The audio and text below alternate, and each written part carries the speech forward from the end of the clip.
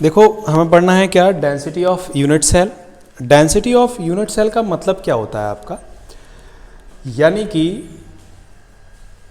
हमें जो unit cell हमने पढ़ी थी एससीसी, बीसीसी और FCC end centred unit cubic cell, ये जितनी भी हमने प्रिमिटिव यूनिट सेल इनके अंदर पढ़ी थी, तो इन यूनिट सेल की डेंसिटी को कैसे डिटरमाइन करते हैं, उसके लिए उसको हमें पढ़ना है यहाँ पर। तो देखो डेंसिटी ऑफ यूनिट सेल क्या होती है, अब बताना, आप सही दिख रहा है आप है? सही दिख रहा है। डेंसिटी ऑफ यूनिट सेल में देखो क्या होता है आपका, तो डेंसिटी इज इक्वल टू क्या होता है, density of unit cell is equal to क्या होगा, mass of unit cell upon volume of unit cell. Clear? Mass of unit cell and volume of unit cell. ठीक है, किसी भी यूनिट सेल का जो वॉल्यूम होता है वो क्या होगा आपका, यहां लिखेंगे हम volume of unit cell is equal to a centimetre into a centimetre into a centimetre. बताओ ऐसा क्यों लिखा हमने, a centimetre a centimetre a centimetre क्यों लिखा, क्योंकि ए क्या है उसका, edge length of cubic unit cell है, यानी इसकी जो एज लेंथ है, एज तो समझते ना आप, ई डी जी ए, एज समझते हो ना आपका, ठीक है। तो एज की जो लेंथ है वो हमने कितनी मानी, a centimetre a centimetre a centimetre. होता क्या है आपका, जो यूनिट सेल होती है वो तीनों एक्सिस पर होगी, एक्स पर भी होगी, वाई पर भी होगी और जेड पर भी होगी आपकी, ठीक है।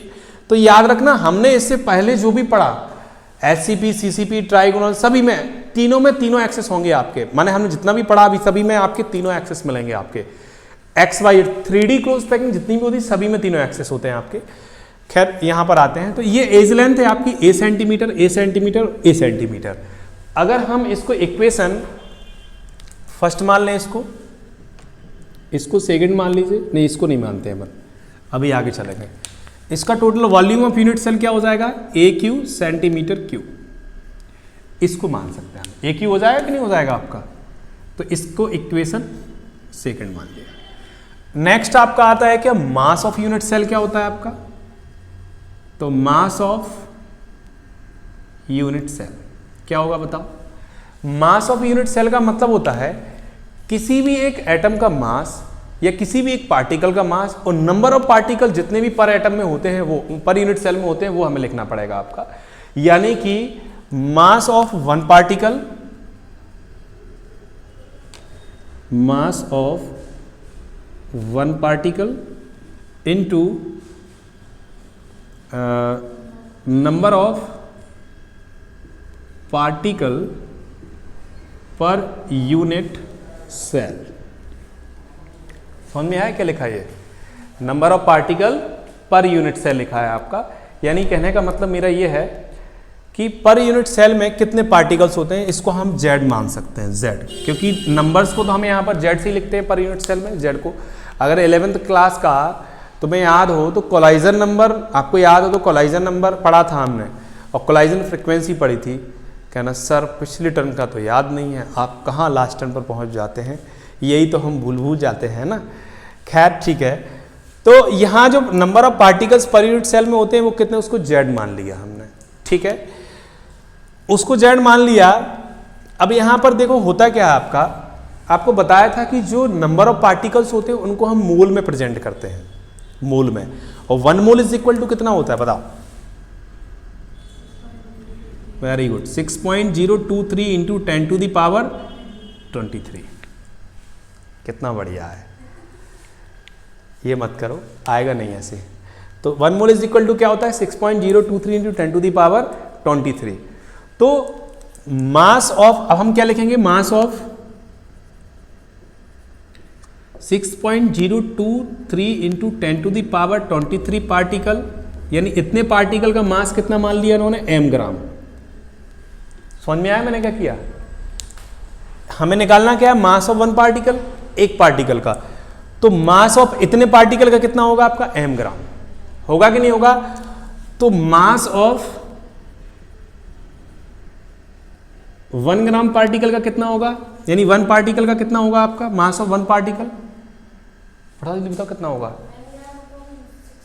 कितना होगा, बहुत बढ़िया, m अपॉन 6.023 इंटू 10⁻23। क्लियर। अभी वैल्यू हम यहां पुट करेंगे मास ऑफ यूनिट सेल में, तो mass of unit cell is equal to कितना हो जाएगा आपका m into Z upon 6.023 into 10⁻23। Clear. z इसको लिया था, m अपॉन ये हो गई वैल्यू, इसको इक्वेशन क्या मान लिया हमने, थर्ड मान लिया, थर्ड। तो हमारे पास यहाँ 3 इक्वेशन हो गई। अब हम क्या करेंगे, putting the value of second and third equation is first, second and third equation की वैल्यू फर्स्ट में हम पुट करेंगे, तो क्या होगा देखो आप, यहां ऊपर लिख रहा हूं मैं, मास ऑफ यूनिट सेल कितना है आपका m इंटू जेड, सॉरी दिख रहा है ना यहां पर, सही सही दिख रहा है ना, ठीक है। तो यहां लिखेंगे हम इक्वेशन फर्स्ट में वैल्यू रखेंगे यहां पर, तो कितना हो जाएगा, मास कितना है m into Z upon 6.023 into 10⁻23, upon में क्या है वॉल्यूम, और वॉल्यूम कितना है AQ। ये होगा कि नहीं होगा, यहां पर जो 6.023 है, इसको अगर हम डेंसिटी को मैं यहां D लिख रहा हूं समझने के लिए, m इंटू जेड अपॉन 6.023 को हम Na, एवोगैड्रो नंबर को याद करो, Na से रिप्रेजेंट किया था हमने, फर्स्ट चैप्टर था आपका 11th क्लास का, इनटू AQ। ये जो इक्वेशन आप देख रहे हैं, ये क्या है, आपकी डेंसिटी ऑफ यूनिट सेल है। बस इसकी इकाई नहीं, क्या बोलते हैं, यूनिट केवल हमें यहां पर रिप्रेजेंट करना है आपका, तो ग्राम पर सेंटीमीटर क्यू इसकी क्या हो जाएगी, यूनिट हो जाएगी। ग्राम इसके लिए, ऊपर वाले के लिए ग्राम पर सेंटीमीटर क्यू, ग्राम ये हो गया और सेंटीमीटर पर क्यू ये हो गया। तो ये जो इक्वेशन आप देख रहे हैं, ये क्या है आपका डेंसिटी ऑफ यूनिट सेल है, डी डेंसिटी हो गया, m मास हो गया, z number of particles per unit cell में हो गए आपके, Na एवोगैड्रो नंबर हो गया, और AQ क्या है, edge length of unit cell आपका। क्लियर है। तो इस तरीके से इस फॉर्मूले का यूज करके हम किसी भी यूनिट सेल की डेंसिटी को डिटरमाइन कर सकते हैं। अगर हमें उसकी एज लेंथ मालूम है, एवोगैड्रो नंबर तो हमें मालूम रहता है, नंबर ऑफ पार्टिकल मालूम है, और m, तो इससे हम किसी भी इक्वेशन का किसी भी यूनिट सेल का आपका क्या निकाल सकते हैं, डेंसिटी को डिटरमाइन कर सकते हैं। ये क्लियर समझ में आया। इसके बेसिस पर जो न्यूमेरिकल्स हैं इनको भी हम पढ़ेंगे, और इससे पहले जो हमने वॉइड और हेक्सागोनल SCP CCP पढ़ा, उसके बेसिस पर भी हमें न्यूमेरिकल्स पढ़ने हैं। तो जैसे ही ये चैप्टर थ्योरी खत्म होती है तो न्यूमेरिकल अपन स्टार्ट करेंगे। क्लियर, कोई डाउट है तो बताओ।